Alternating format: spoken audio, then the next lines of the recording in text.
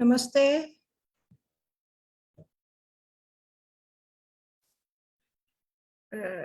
We are back after a short break.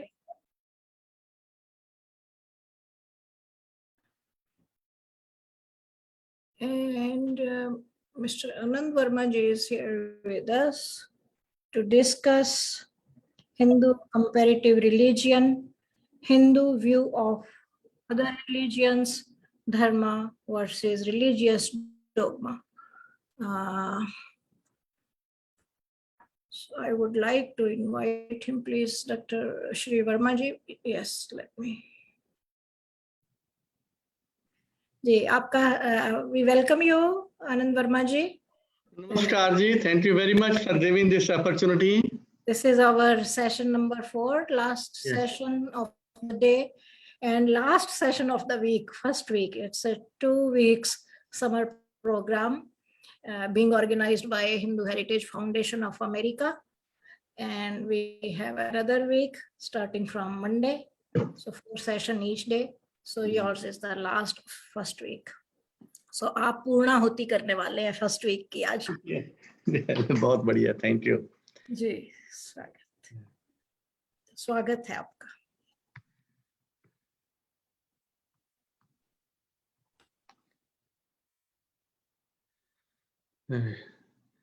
Should I?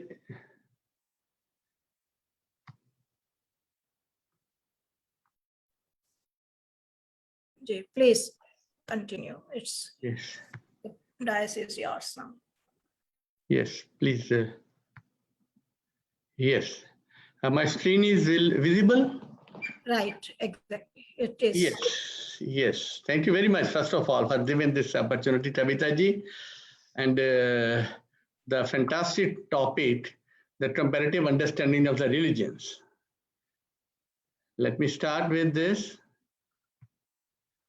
What is a religion? The basic thing is, what is the purpose of religion?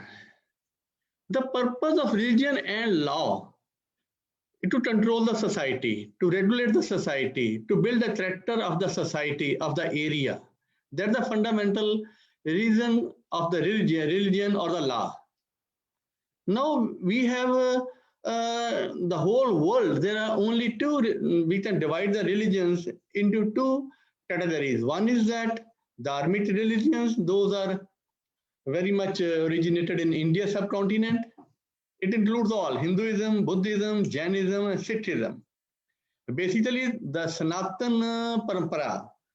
And in the Sanatan Parampara, I just want to distinguish the Buddhism and Jainism. These are the product, these are the originated because of the, I'll say, revolt or the reigns of Mimamsa.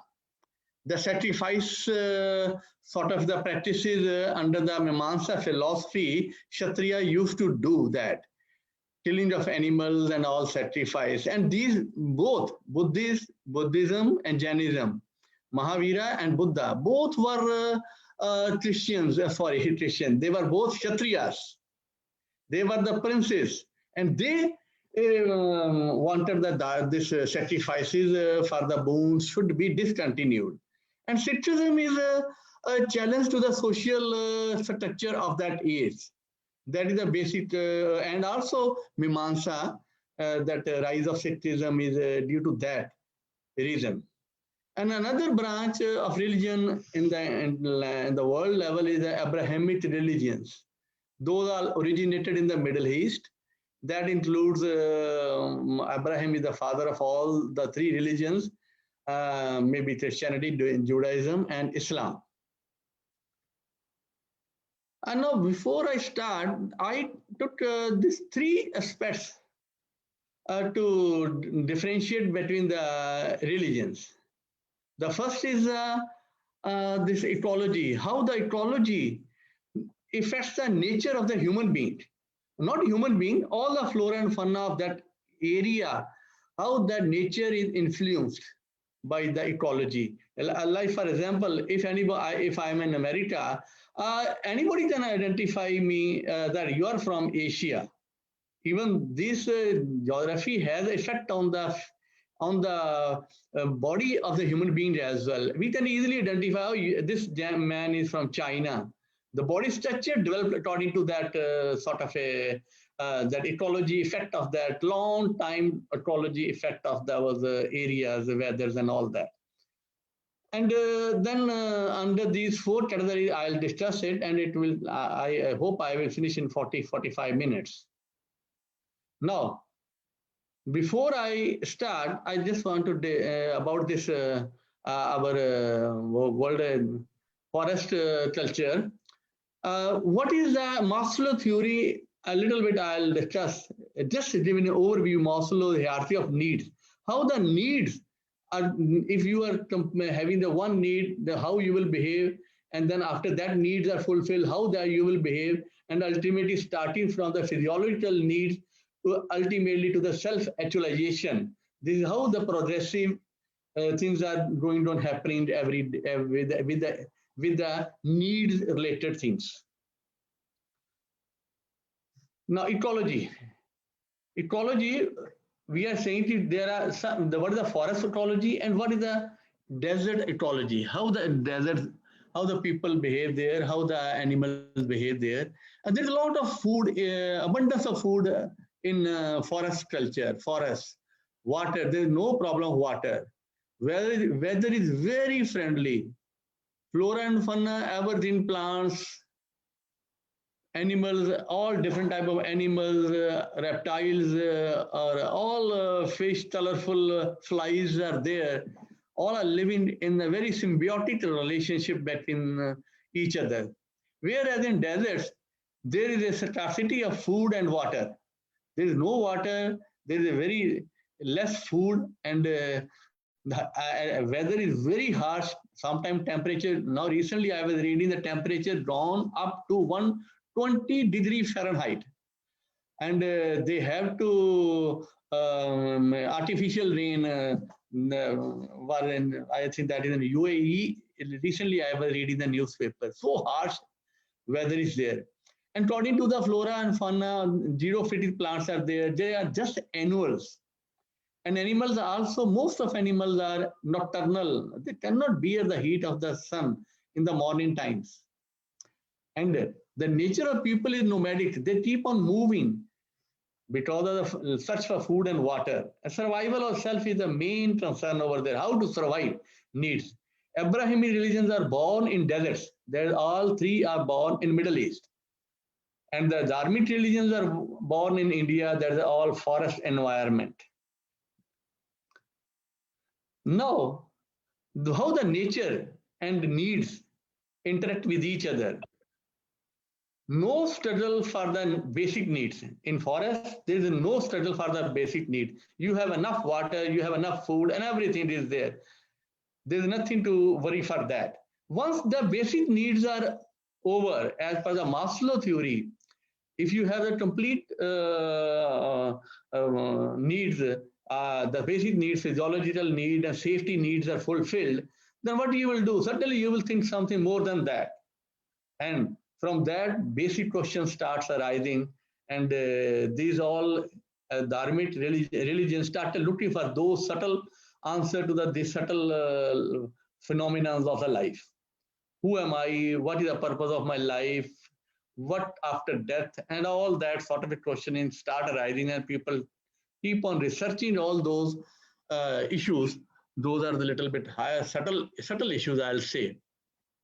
And how it affects the nature of that's most important is that how the nature of the people living over there, nature of the animals, plants of that area will affect. This is, they will become certainly, they will become very accommodative nature. They will be accommodating symbiotic sort of a nature relationship develop between each other. Community or cohesive attitude will develop. Start understanding the subtle nature of the life as well. Whereas in deserts, there is always a struggle, basic needs, food, shelter, progeny, and all that. And that develops sort of a barbaric nature, because you have to survive. Survival is the main center of that religion, or center of that deserts.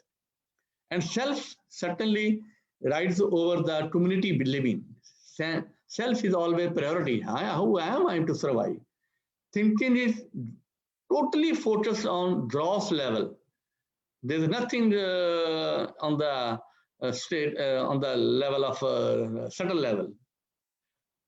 In the forest, then very creative, I'll say, those secular endeavors develops very fast, and they develop to the highest level as well. Secular endeavors, I mean, if we go by the language, Sanskrit is a language which is such a deep, Panini has given such a great grammar, and world is following nowadays Sanskrit grammar, astronomy, wonderful, mathematics. We see any secular endeavor because of this. In the forest religions, it all put birth.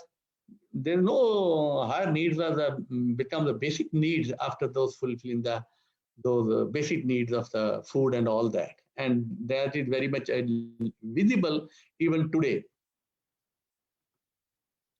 Now the second factor I'll take is a composite versus linear character. In Dharma, it's a composite character. One we know as per the Upanishads, there is one Brahman, that's the ultimate truth. And this Brahman can be realized through different ways. There's no one way, no one book. There's no doubt, there's a lot of literature, but you can realize Brahman through different ways. There's nothing is there.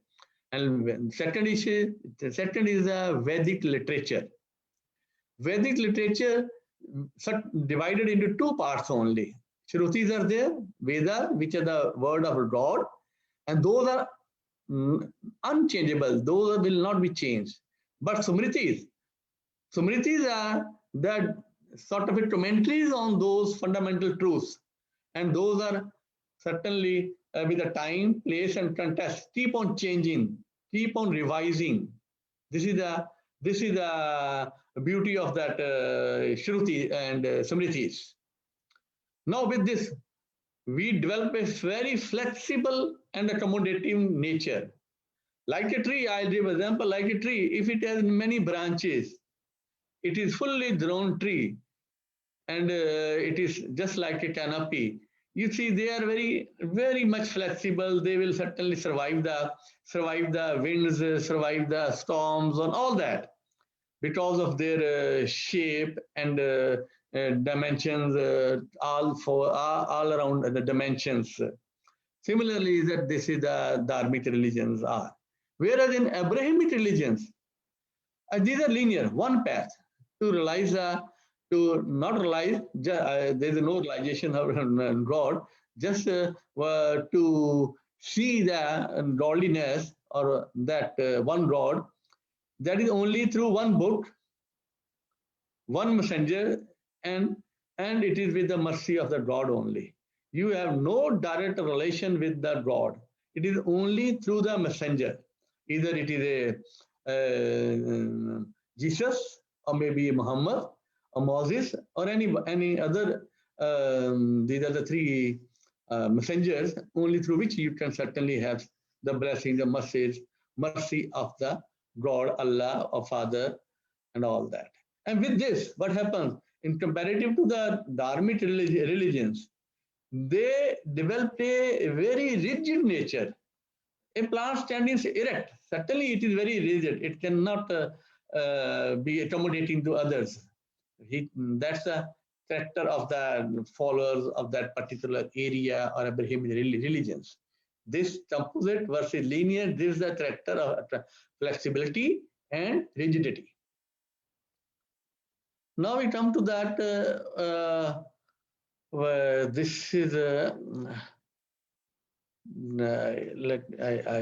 yes. Now the third aspect, third thing is the seeker versus the faith system. Seeker system is self-inquiry. The truth is, it's not possible to comprehend the truth. It is said absolute is myth. So you cannot comprehend the myth. You keep on searching, keep on searching. Even present day, even your medical science, although this much research has been done, still they are researching to find something new. Similarly, this is sort of a feature system. They keep on investigating, and with this, that is there, and they are adapting to the time and place and context. They are not fixed at all. Same, the word of God are fixed, but Smritis are interpreting the fundamentals. They keep on revising, and focuses on the self-inquiry. Who am I? What I am to do? What is the purpose of life? And all secular endeavors start developing. We are searching something new things always coming up. We become very creative with that. With this sort of a focus, this society develops sort of a questioning minds. They keep on questions. They keep on challenging the old and finding the new things over the past. Even our Gita, let's say, our Upanishads, all are on question and answers. Keep on questioning. There is no question of a yes. Shri Krishna said this, it's a final no. Arjuna keep on asking him the question until unless he is fully satisfied. So basically that develops a very questioning society in the Dharmic religions. Whereas in opposite to that, Abrahamic religions, they are faith-based.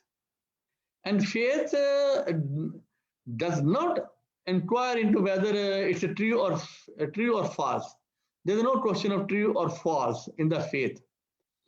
You have to follow one book, you have to follow one messenger. No way out, only following one. What is written in the book is final. It cannot be changed. They are not adjustable to the time because they are historically centered. Their time, context, and place, they are not. Although their birth in deserts, there was a need of the particular type of clothes are there. When they are living in the Switzerland, in the cold in the west, there is no need of that type of clothes because it is now a very cold. It's not a sandy. There they have to protect themselves from the sand and all that, and the water is very scarce. And there in the west, so there. What I mean to say is they are very history centric. They are not likely to change with respect to place. They are very hardened to that history only, based on the person or based on the book, and based on the historical events as well, leaving no room for new interpretation over the time. So such society will develop, that is a follower. That is follower society is developed, not an independent, not a creative society, but a follower society developed. Like we identify Christianity with the sheep and shepherd. Sheep and shepherd. What does it mean? He is a leader. He is a leading. You have to follow him like the sheep only. That's the character of the society develops with this sort of a system of this seeker and faith. Now, after this, I'll just give a little bit overview of the conceptual differences. There's a very fundamental core principle of the Dharmic religions and Abrahamic religions. Like in Dharmic religions, the identified distinctive feature which certainly identifies with the only Dharmic religions are the karma, the cause and effect theory. Karma, rebirth, and moksha. These are identifying, and this is not that at all in other Abrahamic religions. Otherwise, their religions will fail if they enter any into this karma, rebirth, or moksha angle. And in that, there's only one, in Abrahamic, there's only one birth. There's no rebirth, no karma, nothing theory there. It all depends on one birth. And hell, and ultimately that hell and heaven are just a temporary and determined by the karmas in Dharmic. In opposite that, hell and karma, hell and heavens are permanent, and they are determined by the God on the day of judgments.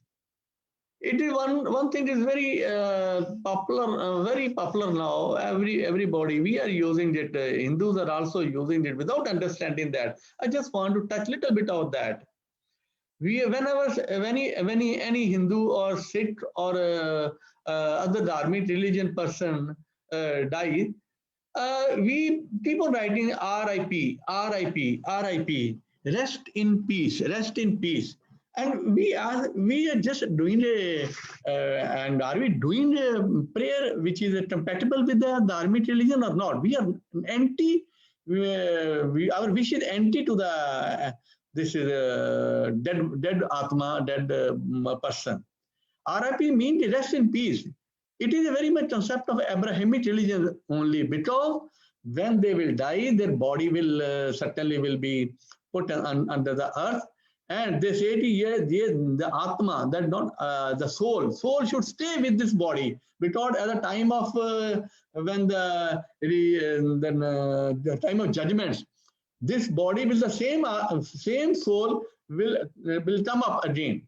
So that is not the way we should do the RIP. RIP should good for the only Abrahamic religions, because they are to rise again at the time of judgment.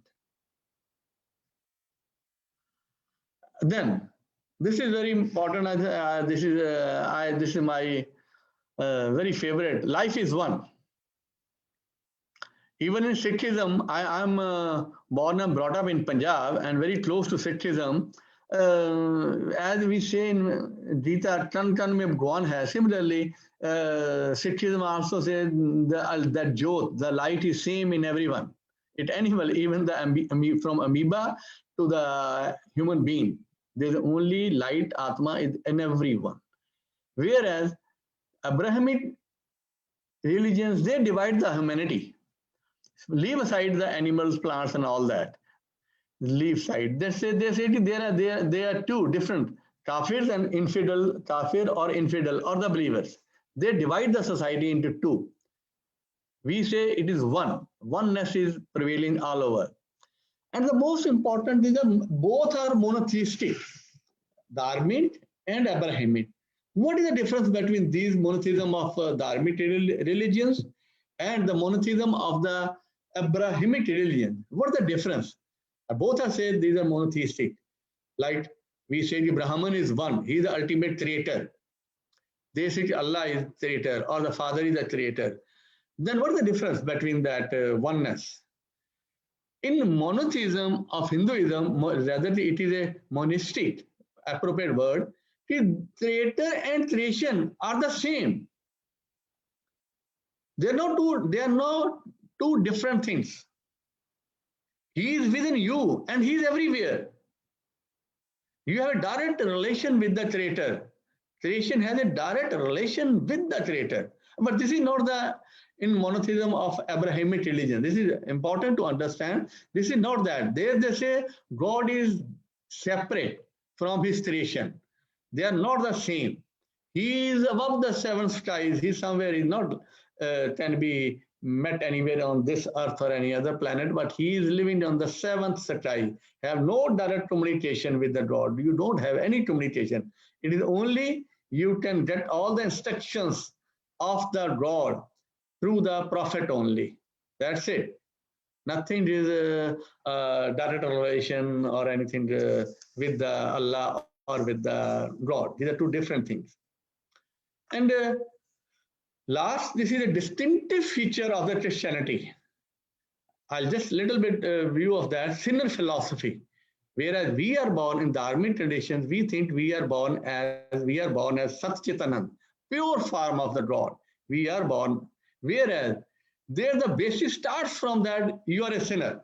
Sinner philosophy is a very defining concept of the Christianity. And I understand, I don't need to explain it because everybody knows the sinner philosophy, but even then I'll touch the just basic points.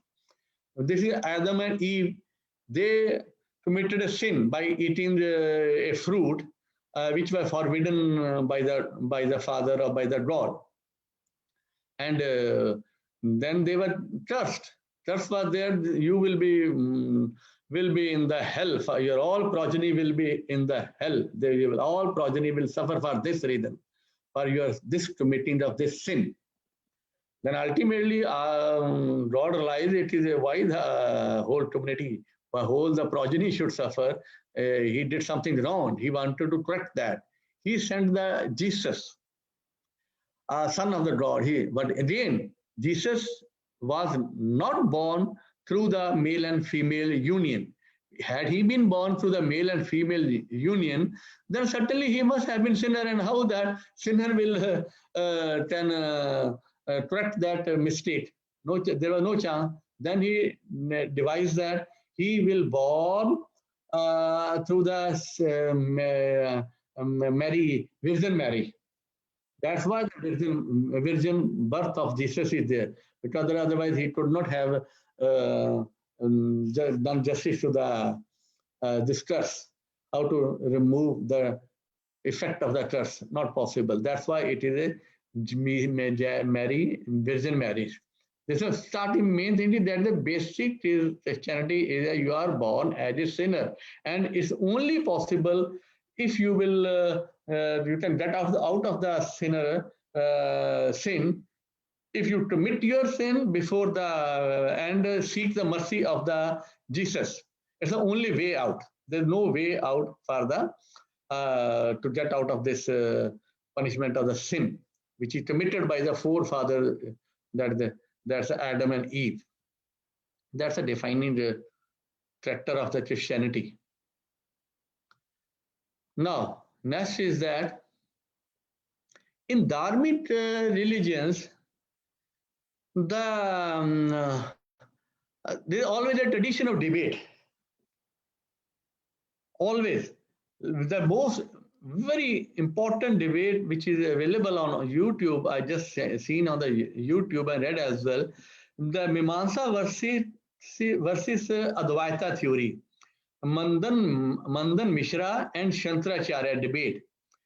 The Advaita by the Shankaracharya and Mimamsa by the Mandan Mishra. That's a wonderful debate. That's a tradition. You are to convince the other side through the debate who is better in that particular time with the change of time and all that. But there is no such scope of debate at all in any of those Abrahamic religions, because it is a historically centered. You cannot change the historical events, personalities. No, you cannot change. So there is no reason of any debate, no scope of any debate. And this is maybe due to this reason. There is a continuous conflict among them. Due to that, this Temple Mount Al-Aqsa Masjid in Jerusalem, and this is a reason for that as well. There will be a continuous debate, continuous fight over that. They cannot reconcile, they cannot debate all that. Then creation of the universe, metaphysics. Metaphysics that's also defined, it's entirely different. We say in Dharmic religions, it is eternal and going on eternal, and it is going on process through the phases of creation and destruction, starting from the Brahman until date. It is going on. It is a cyclic. Whereas in Abrahamic religions, it is God built this universe in 6 days, and He rested on 7th day. That is there. That is a theory. That is a belief in the Abrahamic religions. Now, before I closing up, I just want to this Katha Upanishad, a small story of Katha Upanishad. It is almost everybody is very well knowing this this Upanishad. That is this is a discussion, or rather questioning by the small child Nachiketa, question to the god of death, Jamraj, and he due to his father told him, when father was doing a sacrifice, at that time father told, I will give you to the Yamaraj, to the Nachiketa. Nachiketa went there and asked the three, he was given three boons. I will not go to the details of that. And three boons were given by the Yamaraj. And one boon was, he asked, Nachiketa asked, tell me he wants the Atma. What is the Atma? Nature of the Atma. And nature of the Atma,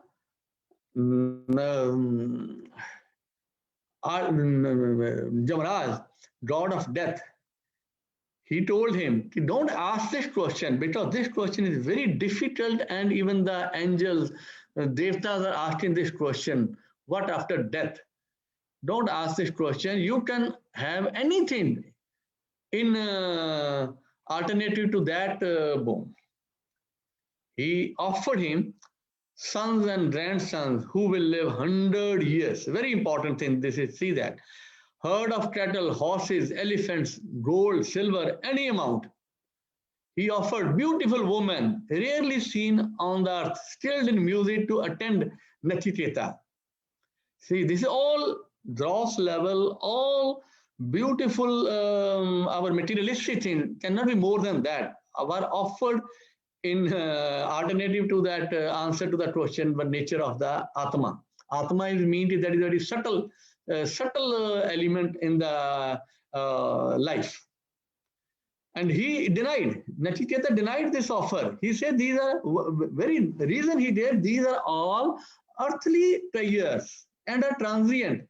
Doesn't matter, these certainly will lengthen the time of enjoyment. It may now be 1,000 years, maybe 100 years, but these are only transient only.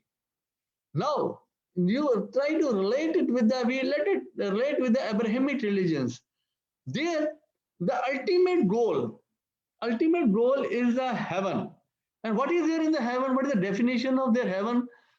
It's a 72 young women attending you all the time. You have a milk and honey. That is all gross level materialistic things are only the goal of the heaven in the Abrahamic religions. Whereas Nachiketa, that is in Upanishads, which is 1,000 years back, they were working on that subtle element only. Gross element are temporary. Subtle elements. That's a major difference between these two. We people, even today, I'll say, although we are enjoying all materialistic benefits in America or India, or all over the world due to this all development, but these are all materialistic only, gross level to help the body. This is basically to help the three things: our progeny, this safety and security. And safety and security means you can live in a safe environment like a small home or jugri, or in a like animal you can live at Gonsla, or you can enter into the mouse can enter into the earth, and this is just one skill, one aspect of the life. Second aspect of life is that food. You may eat the food. We may eat pizza, or you may eat in a very, very aesthetic plates, gold plates, where you can eat roti, food, keeping that in your hands only. But it is only basic need of the human being. Doesn't matter. This is only the development. And security is there. You can have a commandos around you. You have, similarly, animals have sort of a security. They are building. Even plants have that sort. They want to save themselves. Thorns are there in the plants. Everything is same in the life. In our this we think. So what we always think more above that. What is above that? What are the behind all these things which are just transitory, temporary are there? So ending this, I'll say Dharmic religion's central focus. This is the main difference. Central focus is on subtleness of the life, subtle aspects of the life. Whereas in Abrahamic religions, central focus is on the gross aspect of the life only. That's the main difference is between these two systems of faith. And thank you very much for listening to all that. If anybody have a question, I will be happy to answer to my best. Please, Kavita ji, to you now. Ji, very nice, very nice. Thank you very much. Our sessions are usually, all of the sessions are an hour plus few minutes, but it is good. Or I don't know if children and youths are ready to go home earlier. So they have few minutes. Yes. More yes. Yeah, I went a little fast. Yes. Or yes, right. Yes. So you can, you may like to close your screen share so that they can see you on a wider screen. Sure, ma'am.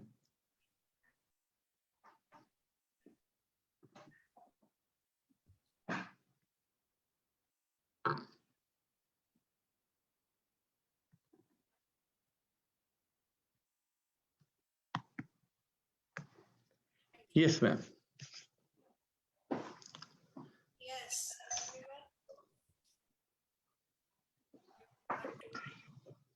Ask something, to say something, to add something, or to request something. Or Anandji is here. He will be very happy to answer your questions. Yes, please.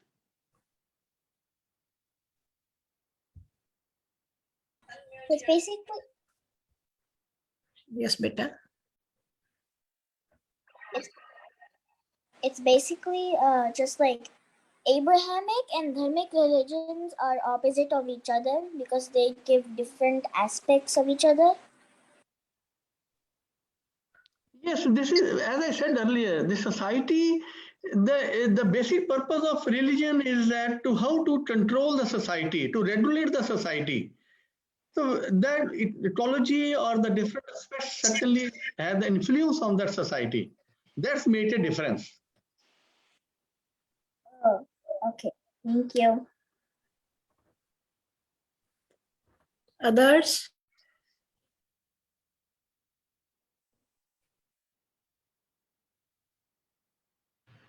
Yes, Abhishek is there. Anandji, namaskar again. Namaskar ji. Amazing comparison. I was taking notes as you were presenting each slide. Just a question. While the comparison and the opposite aspects are very, very visible, what are the things to learn from the other religions? In the sense that while we say there's diversity and Sanatana Dharma is eternal, it has all the good things. Where are we not being able to leverage upon that eternal nature of it, the depth of it? What are the things to learn? Is organization, I mean, I'm not going towards proselytization or other things.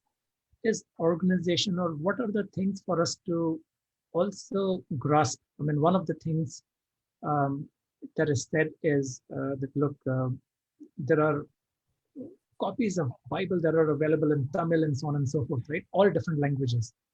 Are we also able to rethink how to, expand the same message that you're giving here and make it more attractive and make it more workable with our youth around next generation? So basically, what question I understand is that how this is these differences or not differences about the Dharmic religions, how we can tell people who are we, and what is the basic difference they want us to understand. Why that subtle nature and this other gross level nature, how this affect the future of the person, a future of the human being, and all that. But this is, we have actually been not for last 2 centuries, from rather I'll say 1785, when Jones was the first sort of large changes were made by the Jones. Then Macaulay 1823 around that. Then Max Muller. So basically that basic difference we have forgotten. We are totally now influenced. Yes, see that those people have done a wonderful job in this world. They have given you ships, they have given you flights, they have given telephone, all that. That is all for the purpose of the fundamentals of life only. And if you want to do more than that, like for example, I gave a present issue is that AI, artificial intelligence. Now, artificial intelligence cannot be, this is only the algorithm. And now they are wondering how the conscious level, conscious point of this algorithm can be conscious. We can map the consciousness through algorithm, and it is not for last 30 years the research is going on the this consciousness. Now, coming to our point. We have been working on the consciousness and only consciousness, subtle nature of the human being from centuries together. So, to my understanding, we have not reached even to that. Modern society has not reached even to that level to start thinking about the mind, a subtle level, or to start thinking about the conscious, highest, subtlest level. By comparison difference, certainly we can say, we see that you can have a more creative, you can certainly have a more profound use of that for the society, for the peace of the society, which is a danger at this time. Cultural fight is continuously going on. These are the few things we need to reach to the children. We need to tell them why this Sanatan Paramparas are very important to understand. And whereas this, you're talking about another, that conversions and all that, and because their conversions are only and only for the certain reasons, even in that I have studied a little bit, those people are converting the very illiterate, poor people, needy people, giving them some benefit or through the force they are converting. Whereas other religious people, specifically from Christianity, many are converting back to Hinduism. Converting to, not bad, converting to Hinduism. Like ISKCON is doing a wonderful job. They are doing because of the knowledge system. When they understand the basic things, as we are discussing in this PowerPoints, the basic things, then they get attracted and convert themselves into the Hinduism, or they follow the Hinduism. That's more appropriate word. They start following the Hinduism.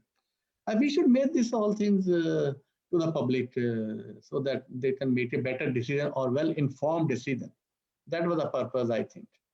Am I able to answer your question? Or No, you did. So the conclusion I take away is that spreading of knowledge is the only way. And the comparison that I see, your comparison was spot on when you said subtle versus the gross. Yes. Because, yes. And I'm not just blaming the younger generation, even people of my age, even older, all they want Yes. is to eat, drink, visit places, do a lot of physical activities. Oh, I did this, I did kayaking, and so on and so forth, right? So all the cross engagement is very exciting to this mind. Yes. Yes. So we, yes. so I mean, I'm myself a teacher, and I always wonder, how do we balance the gross nature with the subtle nature? I think the balance is only tilted towards the gross. Yes, sir. Yes, sir. And this is not our fault. This is our generation. This is, we are fed, narratives are created like this only. We only concentrate only on the gross level only. Yes. So hopefully things are changing very fast with nowadays. Specifically, world is realizing two aspects are there. This is an environmental aspect, certainly attracting this basic concept of the Sanatan Dharma. You are born with the 3 deaths.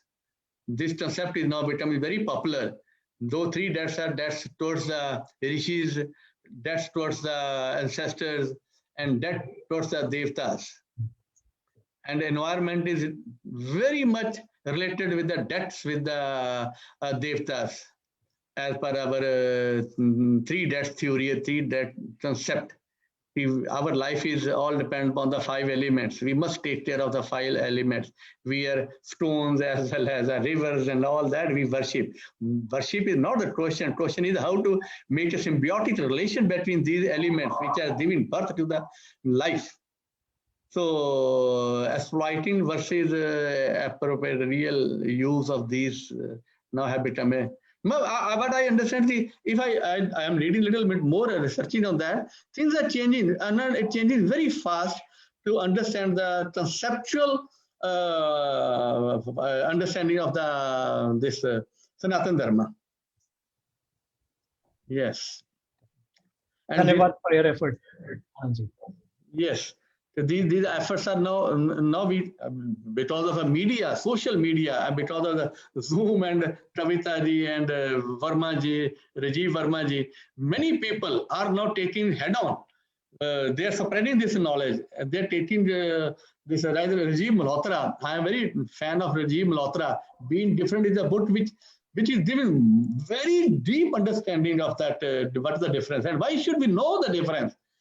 So specifically, while in America, I a little bit add just shifting from the topic. While in America, we must know the differences. Otherwise, what happened? Even one of the interviews, I've heard one of my clients told me, although these questions are never asked, tell me about the Hinduism. And he did not able to answer. We don't know what the right answer we should give. That it is so confusing about that. If anybody asks that question, they don't have the time to read the thesis. They will just ask the question, what does mean Hinduism? And you have to answer in 1 or 2 minutes. And I can say in America, this question led the losing of the job of that person. He said, when you don't know the religion you are born in, you are living in India, what is the narrative of India, you don't know, then what you will do for my company? How can you promote my company? And he was denied this job.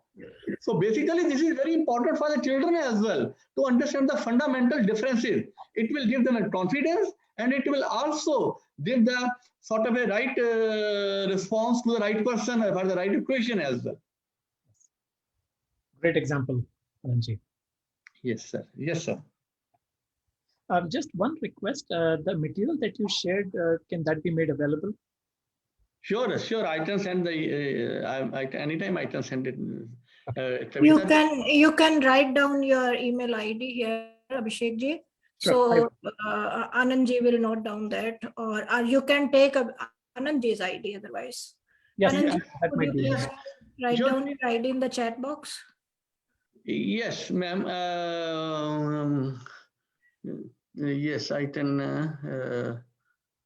Or I'll do my. You have my phone number. You send me the WhatsApp message. I'll write down over the message. Yes, please.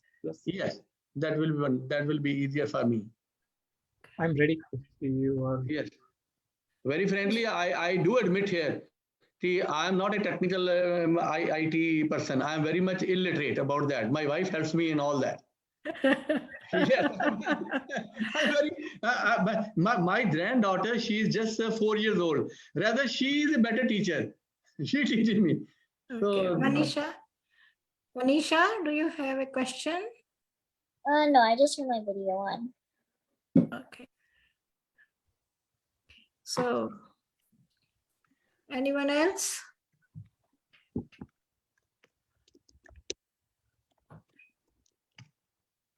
yes, I have written my email address, lawav11@yahoo.com. Yes. Yeah, feel free to. I will certainly forward this PowerPoint to you. Please. Feel free. Thank you, Anandji. Hello. It was wonderful, and I believe our youths, our children in future, they won't lose their pride of being Hindu. Yes. And Yes. that is most essential, because you are carrying a great philosophy, children. Yes. We have to protect that, to spread that, and to live that. Actually, It will give a lot of happiness. living that is itself an example. Yes. So be the role model of Hinduism, and Yes. spread that philosophy by living that. Yes. So But thank will you not very have much. Yes. Well, you will not have to just say I'm proud Hindu. You have to give the Yeah, reason. you Why are have to proud of live that. Hinduism? Yes. Yeah. And thank you very much. Kavita ji, thank you very much. Thank you. It was very nice. On a Namaste. short notice, you are here. We are obliged. Thank you so much. Namaste. Namaste. We are ending this session of last session of this week and last session of this day. So we will meet on Monday at the same time and another week of this summer program. So see you then. If you have any question, please write down in our WhatsApp group where you are registered and be part and are part of it. So we will be able to answer your question or inquiries. So thank you so much. Have a wonderful weekend. Enjoy and try to digest whatever you have learned in the first week of our program. Thank you so much. All the sessions are available on our Facebook page of Hindu Heritage Foundation of America. So try to listen them again and again and try to share those sessions to more and more people of your network. Thank you so much. Namaste. फिर मिलेंगे अगले सप्ताह.